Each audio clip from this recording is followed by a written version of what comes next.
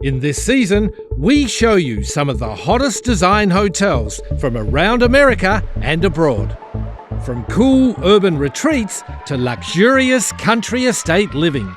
This is a design travel show like no other. Welcome to Hotels by Design.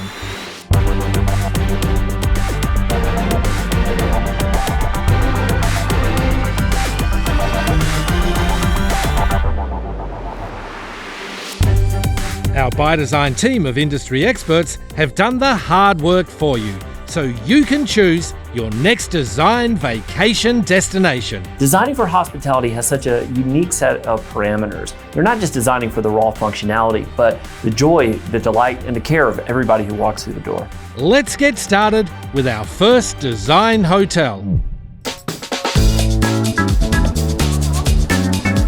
When they say life is full of crossroads, I'm not sure this is what they meant. I'm in Shibuya, Tokyo, Japan, on one of the world's busiest intersections. It's known as the Scramble. The man entrusted to try and help me unshamble the scramble is Colsaget from the Indigo Hotel. Hi Peter, you made it here. I made it, survived. Now tell me, we're downtown Tokyo. What are some of the attractions you can look forward to here? We have like a lot of music venues, a lot of clothes shops, and also a little drink if you like. Yeah. It's all about music, clothes, fashion, drinking. Where do you start? So Peter, this is the famous statue called Hachiko. Oh, this is Hachiko? Yes. Oh, this is a great story. So this is the very famous dog who waited for 10 years for its owner. Yes. Who never came back. Yeah. And they made a movie, and now it's a very famous statue. Hachiko, oh, it's a bit sad. I've got limited time here in Tokyo, but one of the places I want to check out is here. Come on, Cole. Shibuya got a lot of riot bands and great record shops. Great record shops. Can you tip me into some contemporary Japanese rock? Sure, I'll show you. This is my favorite rock band called Happy End. Happy End? Yes. Oh, I've got to give this a listen. So, Cole, what do you think? Big t-shirt, record, rock on. Rock on. ようこそ Welcome to Hotel Indigo Tokyo Shibuya. Konnichiwa, Pete. Welcome to Japan. Right. Sorry, we can't shake hands here. It's my first I mistake. have to bow to you. Okay, bowing, no shaking hands. No shaking hands. Okay, tell me, Hotel Indigo Tokyo Shibuya. Yes. What makes this so special? Shibuya is absolutely incredible part of Tokyo.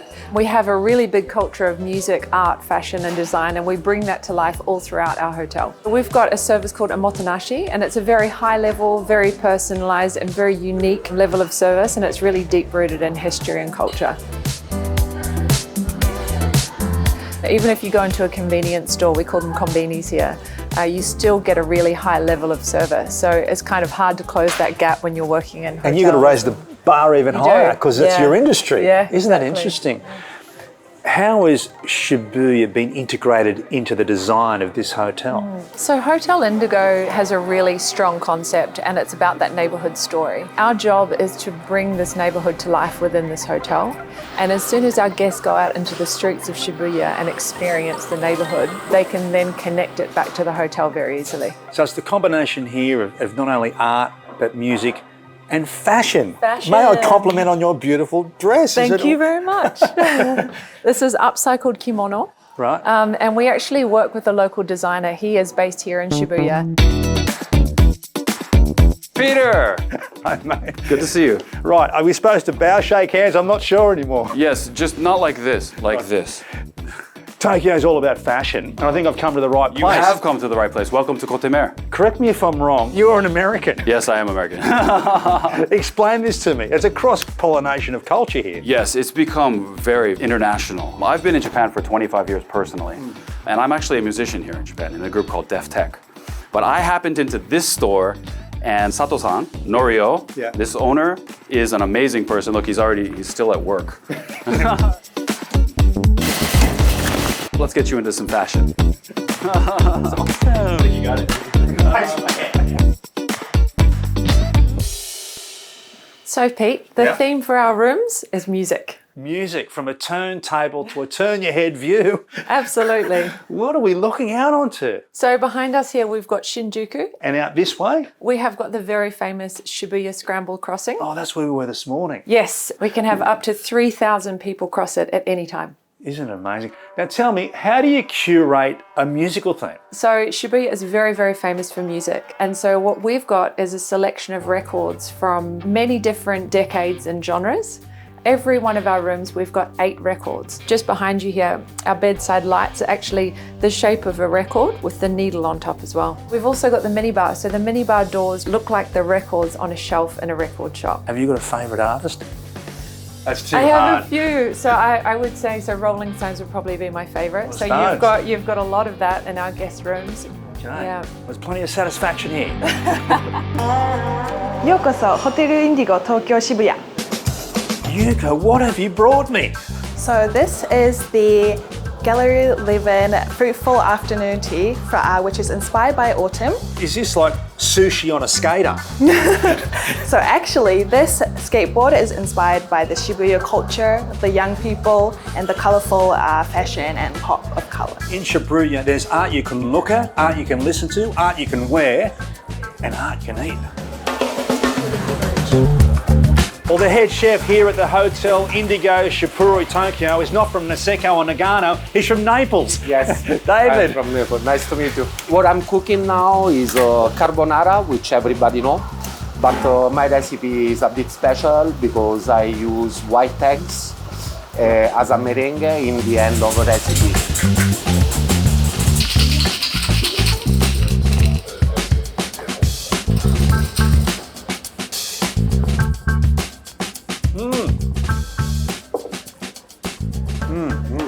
So David, I've got a fun fact. The pasta evolved from the old ancient noodle, which dates back 5000 BC. So you've come full circle.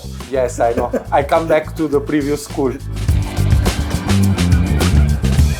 From the world's busiest intersection to the crossroads of cultures, and the Hotel Indigo Shibuya sitting at the beating heart of it all in this incredible city, Tokyo.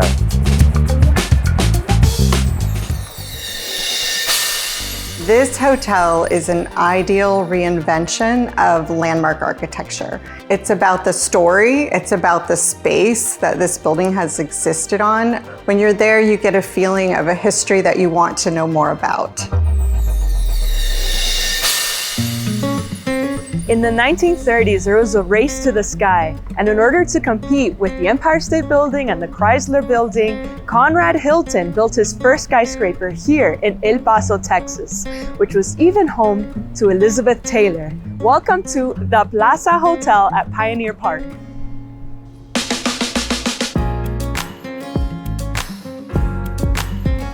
This has been a pivotal asset in the history of El Paso's architecture. We call it El Paso's living room, and this hotel was designed by Henry Trost, a renowned architect, and it was commissioned and built by Conrad Hilton. Conrad's family personally lived here for a good while. His mother, his brother, his son, Nicky Hilton. And by the way, Nicky Hilton married Elizabeth Taylor. Elizabeth was about 17 years old at the time, and they lived here in the hotel on the 17th floor. This space certainly does feel like a living room. Like from the fireplace to the bookshelves and even the seating arrangements. How has this space connected to the community? I think a lot of people in the community have wonderful memories of the hotel. There's been a lot of personal celebrations here, everything from weddings to anniversaries. And then there's been a lot of business transactions that have occurred in this hotel.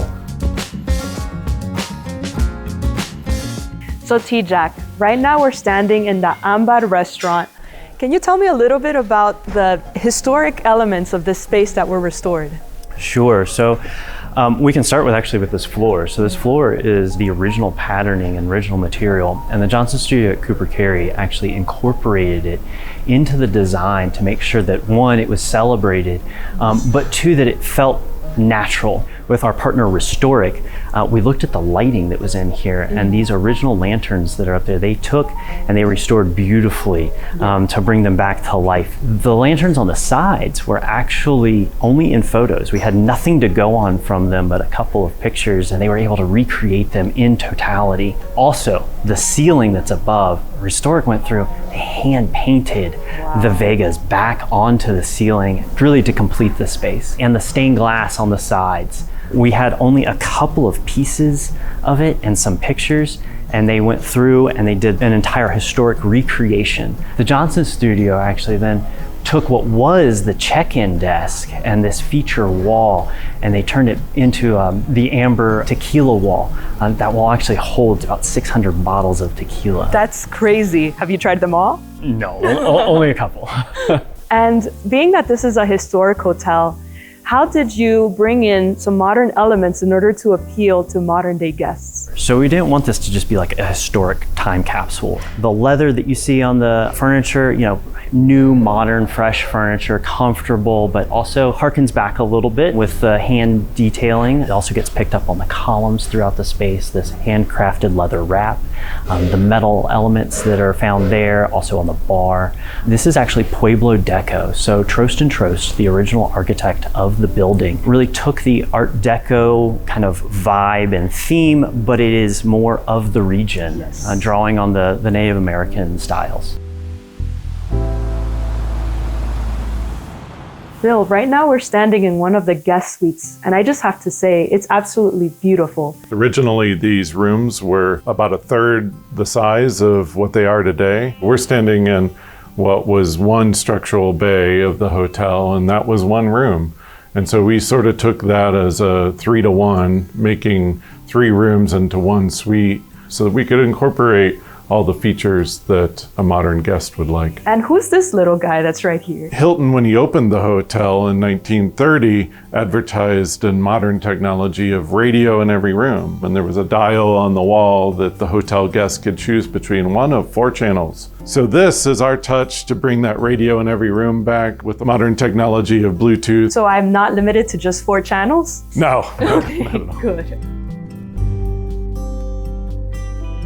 Another thing I'm noticing about the guest suites is that I don't see any mechanical equipment anywhere. Well, that is a real challenge in historic projects. So what this room we're standing in, the ceiling above is the actual structure of the room. So it's a real challenge to hide those systems away. So our partners at Daikin were instrumental in that with their VRV systems. We're able to incorporate very slim profile mechanical units that get hidden away in ceiling plenums so that we can open up the room where people are living.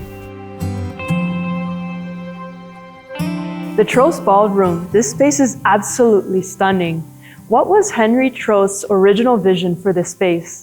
Well, this room really starts as a celebration of the historic plaza outside, which is the founding point of El Paso. And Henry really opened up the room to that public space with this panoramic array of windows looking into it. In the frieze and the ceiling above, this was historic plasterwork we were able to save. We get stories about, oh, my parents or my grandparents were married here in the hotel, or we celebrated their wedding in this room. So it's really special to be able to turn that back over to a new generation of El Pasoans. Besides Elizabeth Taylor, what other celebrities have been here? We've had a steady stream of celebrities ever since the hotel opened. Most recently, we had Leonardo DiCaprio and Benicio del Toro. We've had Ricky Martin. We also recently had Coldplay here and many others. We are on La Perla rooftop bar. What's the story behind La Perla? Elizabeth Taylor actually had this very precious piece of jewelry that had a pearl in it that she named La Pellegrina.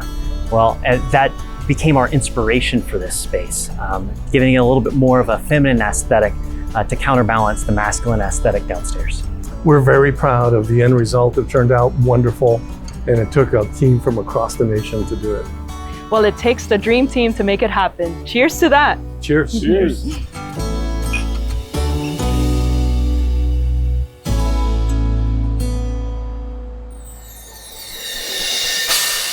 The Mollie Aspen is an interesting challenge because how do you create a hotel scale in a residential neighborhood with very close neighbors and a park across the street? What they've pulled off is an immersive environment from the moment you step from the curb all the way to the key card in your hotel room door.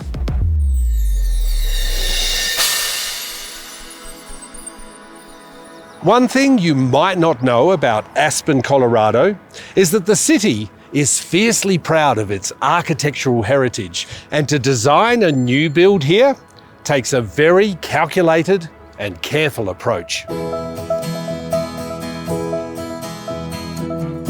Todd, this is your work. This project has been a long time in the making. We work closely with the City of Aspen to really think about how this new development fits into the immediate context of this site, but also of the neighborhood and the broader community. Yeah, I bet you had brown hair at the beginning of this project. I did, and a lot more of it. So how did you play it out? Historically, this parcel was actually residential lots. What that means in Aspen is 30 foot wide by 125 foot deep. And so as we began to create the architecture here, we wanted the rhythm of that historic context to show up on the facade so that there was a sense of the rhythm of what existed here once before. Yeah, and this rather cool bench. So this bench was a collaboration with Raw Creative, and really the bench and it being here was the owner and operator's way of welcoming their guests, the community, to sit here in this sun pocket, enjoy that incredible view of Aspen Mountain, but do it in a really artful and thoughtful way. Now, Todd, this is what the Historic Preservation Commission is concerned about. Exactly, Mike. I think a couple things to pay attention to is the windows, both the proportions and the pairings of the windows, but also the wood siding. As we move this way, we'll talk more about that. Okay, taking notes.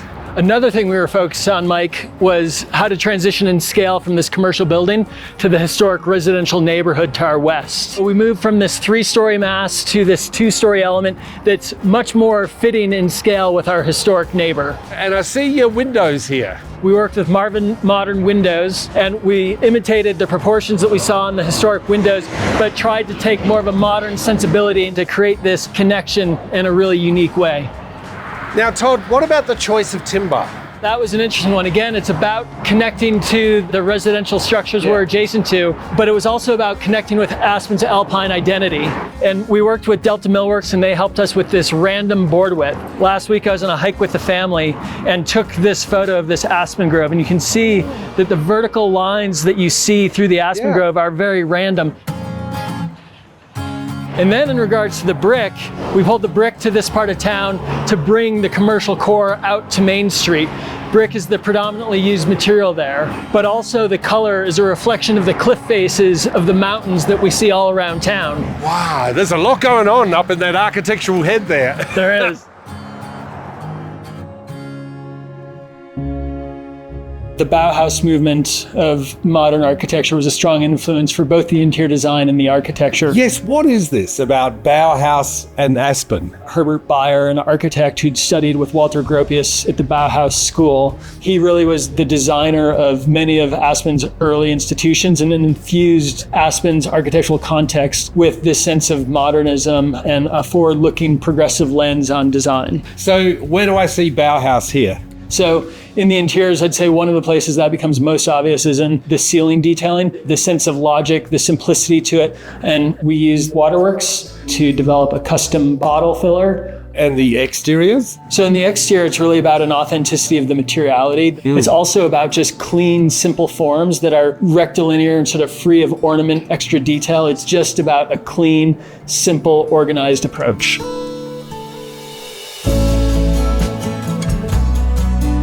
My brother Aaron Brown and I own and operate the hotel. It's really a living room for the community and hotel guests to come together with one another. Oh, so locals come here as well? Yeah, it's a great cafe with fresh made pastries and coffee where you can start your morning. So were you involved in the design process? Yeah, it's a bit of a labor of love, working with Post Company out of Brooklyn, just curating all of the vintage and furniture and found objects that you see throughout the lobby. In the Mollie rooms, we really wanted to embrace this residential quality throughout all the rooms and all the vintage furniture. And I love the floating bed. It's kind of in an unexpected place. Yeah, it's really perfect. You can open the curtain in the morning and you're looking out to the ski run that you want to take. Ah, got it. So are all the rooms like this? Yeah, we've got several different room categories for travelers of all different means.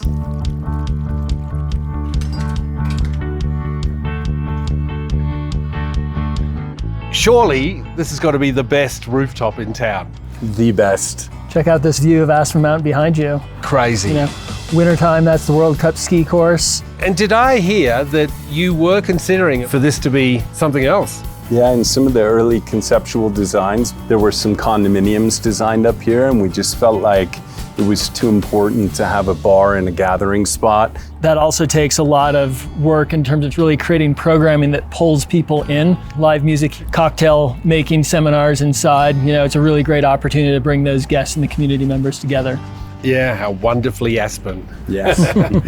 So what do you think of this guy's work? CCY was a great partner to work with in the development and how the hotel integrated with the neighborhood. And I think the community is proud of it as well. Well, cheers to that. Cheers.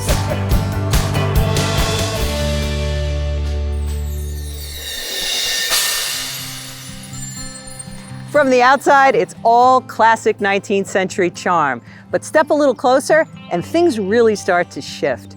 There's a modern addition tucked behind that historic facade. I can't wait to see how old and new come together without stepping on each other's toes.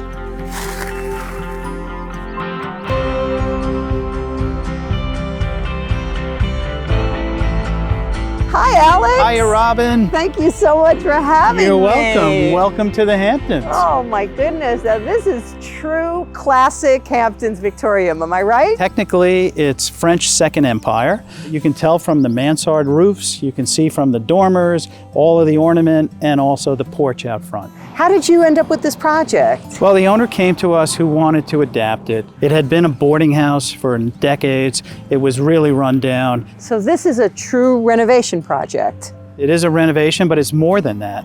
It's actually adaptive reuse. So we're taking new life and breathing it into an old structure. So we're putting HVAC in, we're putting plumbing, we're putting electrical into it, and then all the modern amenities that a modern hotel would require. So it's not just a technical challenge, it's also the art of putting two different building types together. In order to make those two things coexist, we created an internal corridor, which is recessed on the outside, that allows the two to work together. Oh, I can't wait to see that.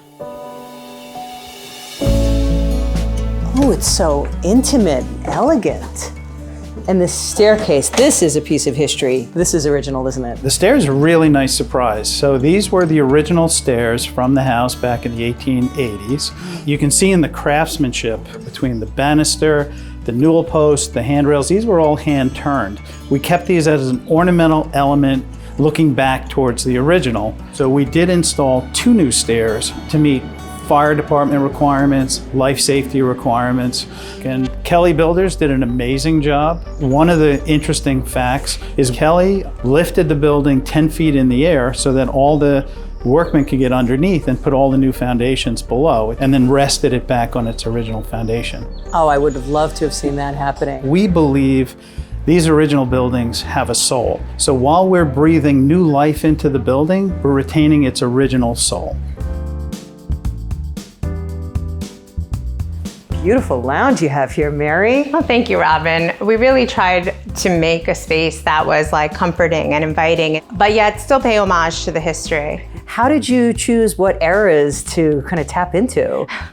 Not easily. There's 140 years of history. So in the entry and in the lobby and in the bar, we really wanted it to be modern, but pay homage to the decade. So we really try to hone in into that 50s, 60s, 70s retro vibe, but still very modern at the same time. Yeah, I got that vibe. And it also has like a real sexiness to it. We did it through the beautiful custom furniture by naturalists. You could see the warm woods, the colors, the sleek edges. And people, at the end of the day, guests, they really want a space that they feel intimate in, but they also can just hang out and be comfortable in.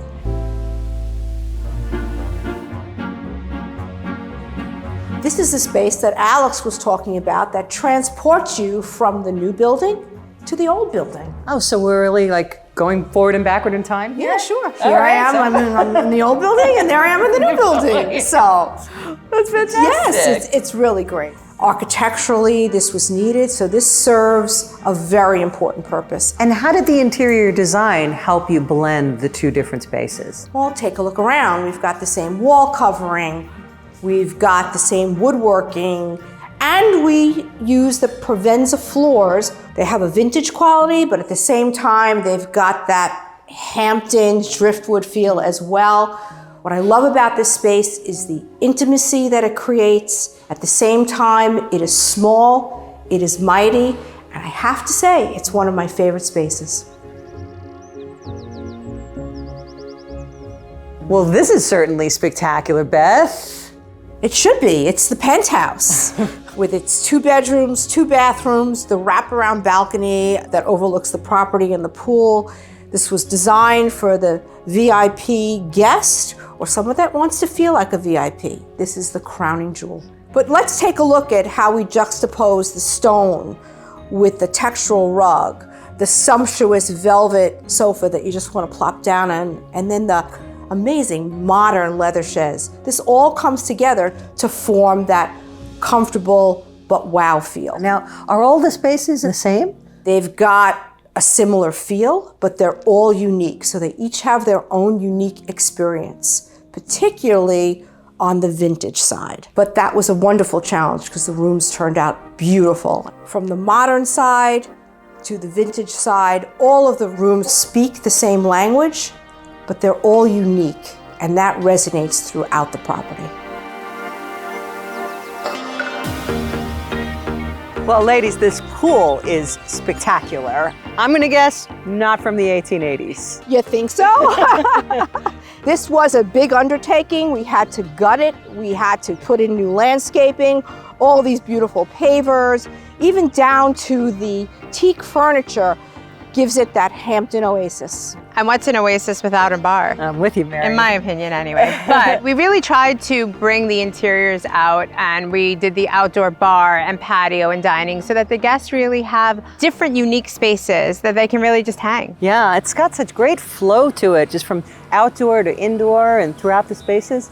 The outdoor flow was not an easy task. Taking a Victorian building, which we reclad, put in new windows, put in new doors. I really feel that distinction. You know, it has the consistency and the continuum, but each space has its own distinct quality.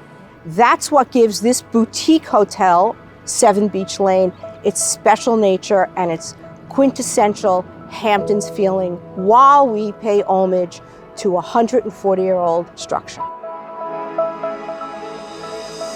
It's rare to find a place that honors its past while leaning into the future with such style. From the custom furniture to the modern pool to all those clever little design elements throughout, this hotel isn't just a renovation, it's a conversation between centuries. And somehow, it all just flows.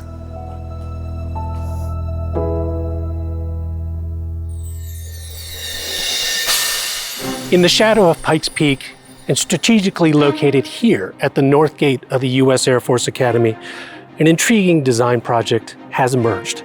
The team at Blur Workshop sought to create the perfect launching point, both for visitors to the Academy, as well as those wanting to explore all that Colorado Springs has to offer. Enter Hotel Polaris. It shares its name with the North Star, and I'm very curious to see how brightly it can shine.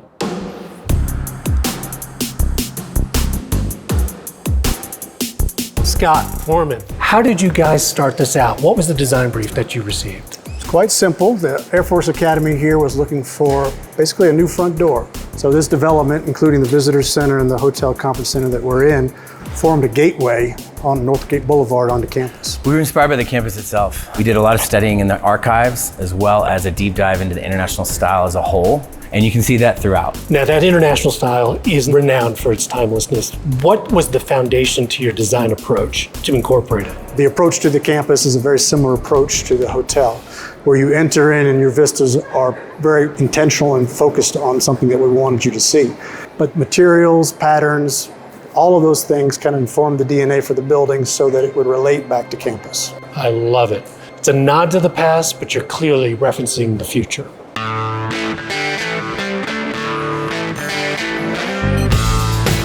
Whoa, Scott, this is a retro space. I feel like I'm in a 1950s soda shop. Good, that's what we were shooting for, but we also wanted to have a patriotic overlay and an Air Force overlay. So you see lots of red, white, and blue. You see Raptors hanging from the ceiling. See art on the walls from Kevin Berry Art Advisories. We wanted enough energy so it feels kid-friendly and family-friendly. We've even provided games on the outdoor terrace and patio that you see in front of you here. But the real excitement is downstairs where we have some flight simulators. Wait a second, flight simulators? We are the only hotel in the country that has flight simulators.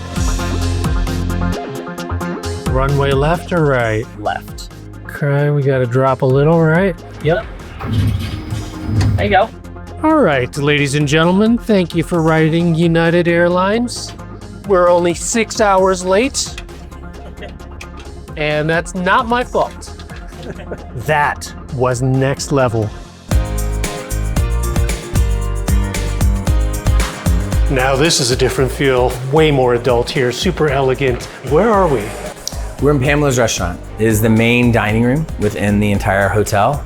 But as you can see, it does transform during the day and into night into a really beautiful, sexy space, great for a date night. Especially love this ceiling, to die for. Once again, trying to bring that same spirit throughout the hotel into the restaurant, but making it unique. This piece behind us is one of our favorites. Renewal Hospitality helped us create this piece as not only a room divider, but a piece of art within the restaurant. It's very international style. It's very modern. We wanted everything to be connected, but we wanted to make sure every single space had its own personality.